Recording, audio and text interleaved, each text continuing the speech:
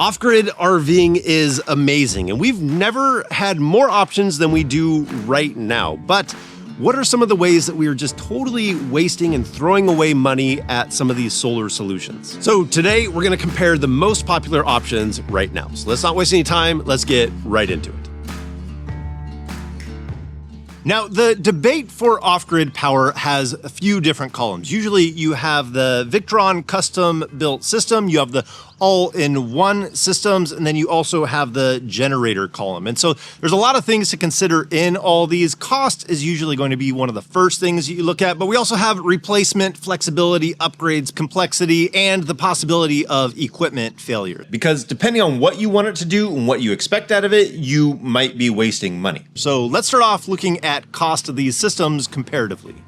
Now, ironically, we're going to be looking at prices for the core systems, which is going to exclude the solar panels. We're going to talk about solar panels a little bit later, but I want to look at the core system. So when you're talking about a custom setup, you're usually going to be looking at Victron. And with the MultiPlus 3000 on a modest setup, will usually set you back about $2,700 to get you started. And that's with a modest battery setup with 3,840 watt hours. The EcoFlow is a pretty popular option. One that's been popular for a while is the Delta Pro. That will set you back $2,000 for 3,600 watts out and 3,600 watt hours for the battery capacity. If you wanted to look at a really simple budget inverter setup for an RV with a 3,000 watt inverter, 3 batteries set up at 3,840 watt hours, that'll set you back 1,380. Now, moving over to Anker, they have the Solix F2000 coming in at $2,000, giving you 4,096 watt hours and 2,400 watts out. Or the larger Solix F3800, $3,000 at 3,840 watt hours and a large 6,000 watts out. Then we have Bluetti coming out with their new Apex 300. With the extra battery, it comes in at $2,100, has 3,800 watts out and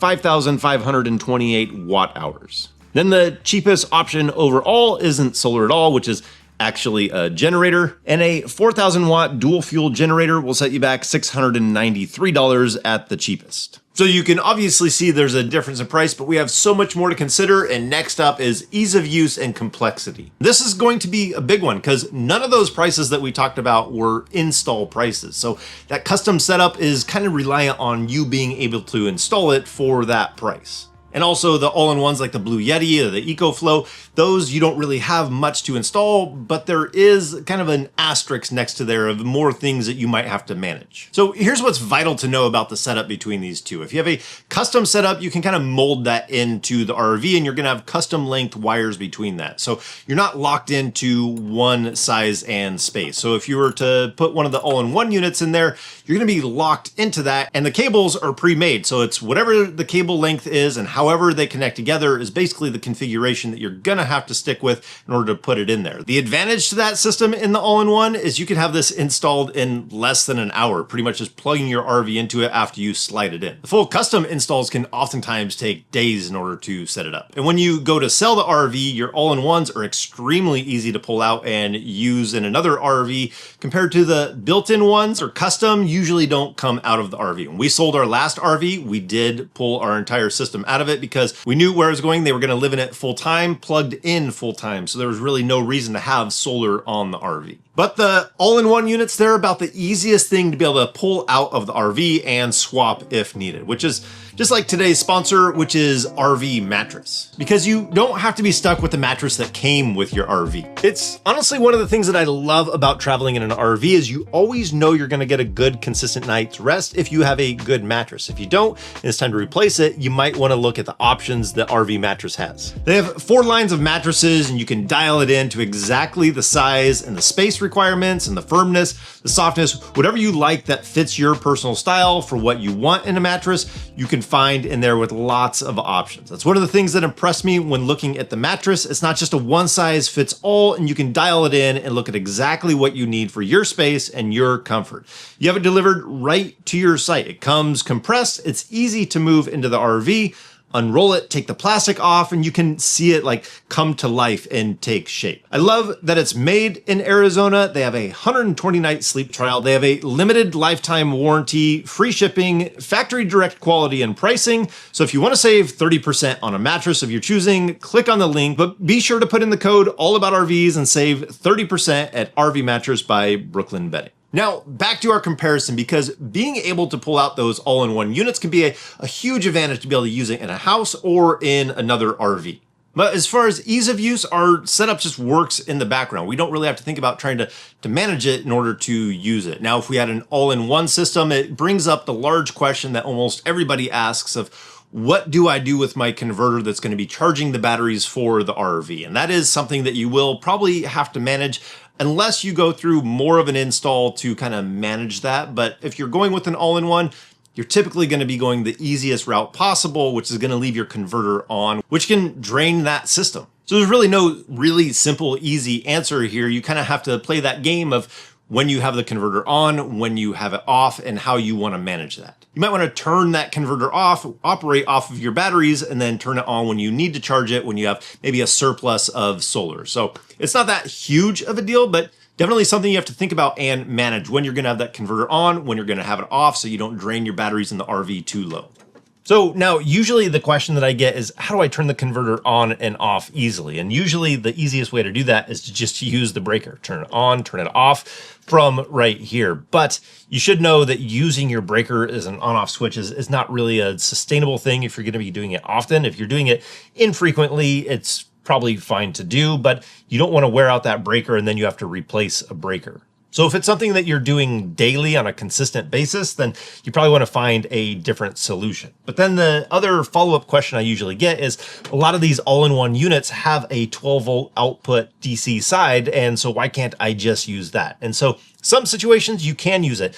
Camper vans, small class Bs, small RVs that aren't going to have landing gear or slides or anything like that. Usually those types of systems, the landing gear and slides, are going to require a higher amperage in order to be able to operate them. And so those all-in-one units usually don't go to that high of an amperage. The most I've seen is usually around 50 amps. And on most of the units, it's significantly under that. So that's not going to be enough to be able to operate those systems. So you're left with using your batteries on the RV and the converter. Definitely something you'd want to be aware of if you're looking at those all-in-one units.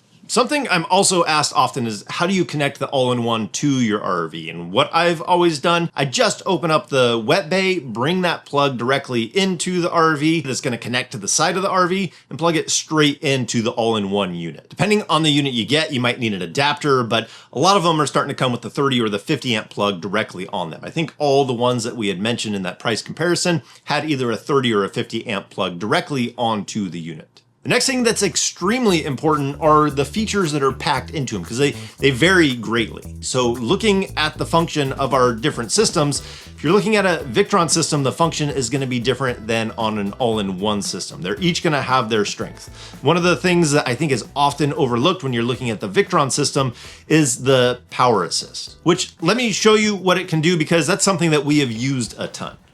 So here's what we're going to do. We're going to do what they always tell you not to do, and we're going to plug in our RV to just a 15 amp outlet, 20 amp outlet, and we're going to run an AC, but not just one AC, we're going to try two. So now before we fire everything up, we just need to change our setting in there to let it know that we're only connected to a 15 amp source. We can bring that all the way down to 9.5 amps if we wanted to be safe. But this is how it's going to know what our source is and adjust accordingly. So it's going to power assist when it needs to, and then when we don't need to power assist, it's going to charge the batteries automatically. And yes, the all-in-one units do have similar function where you can adjust how much you're going to be pulling to charge the batteries inside those units, but definitely doesn't function the same as this power assist. So we'll turn on this first AC. If you pull up the monitor, you can actually see stuff like the fridge running. We'll get this one turned on and let it fire up. You can hear that compressor kick in, and it's drawing a decent amount of power. Now let's do the second AC.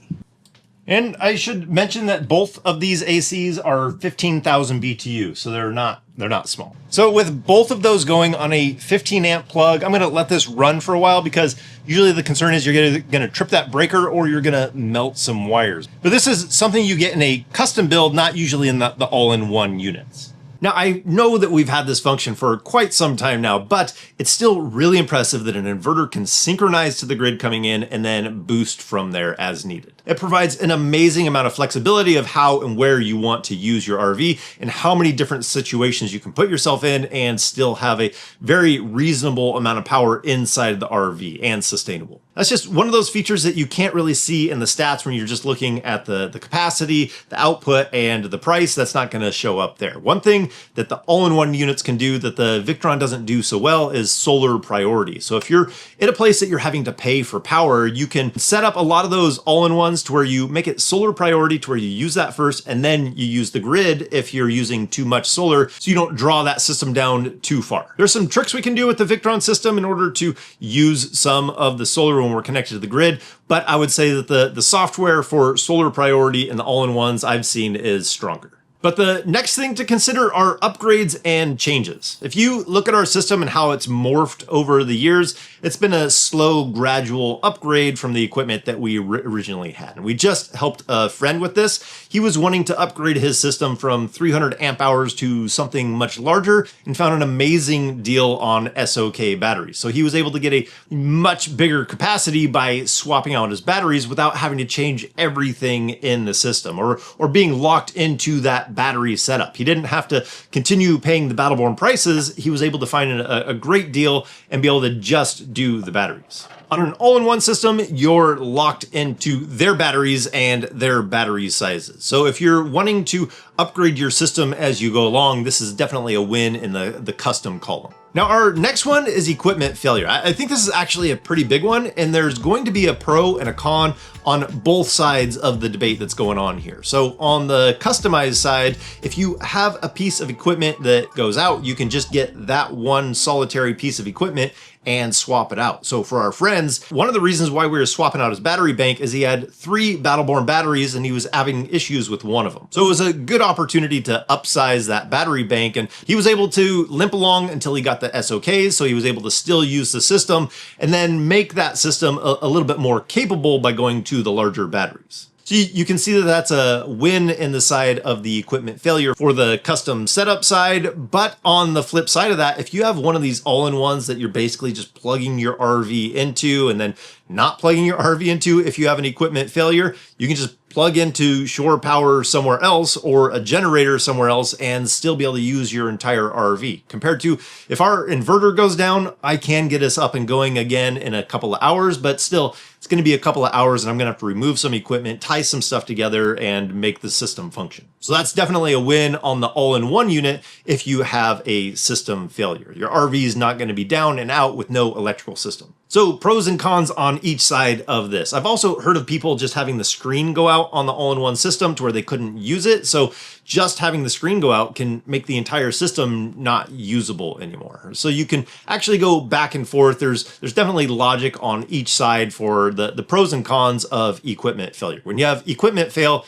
it's never going to be all that fun. That said, reliability is one of the big reasons why we went with Victron. But that reminds me, when you're buying Victron components, I would highly suggest not getting them from Amazon. I do have links down in the description because if you do buy Victron equipment, you have to go through who you bought it from in order to have your customer service. If you bought it from Amazon, you're basically going to have no support. But if you go with Trek Systems, you actually have somebody for that support and to be able to work through the problem and get it figured out.